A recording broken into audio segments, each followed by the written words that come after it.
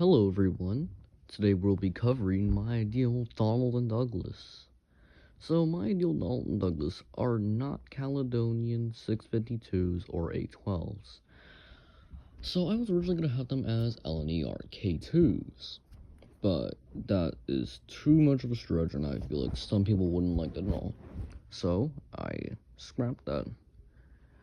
Now, I was gonna go for the GERY14s, and I almost did. I started recording, but then I realized there was another class that fit them perfectly and still made them Scottish.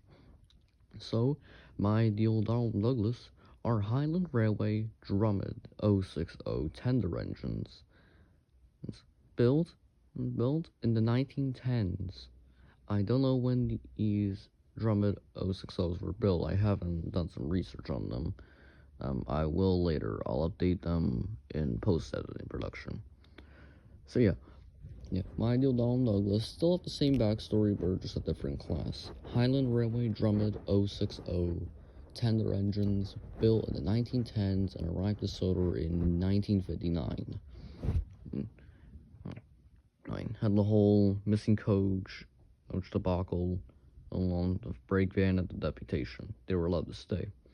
But my ideal Donald Douglas were not painted blue. They wanted to pay tribute to the Caledonian 652s that they worked alongside. I'll explain one of them that they've met eventually. So they chose to keep their BR black paint, but with white lining and NWR numbers and nameplates. And yeah, that's all for Donald Douglas. The rest of their stories play out the same, with the same personality. So yeah, like most of the engines, there is not to change about these engines. Which is why I've kept Henry a Black 5, Gordon an A1, Percy is like something Trojan, and Doc a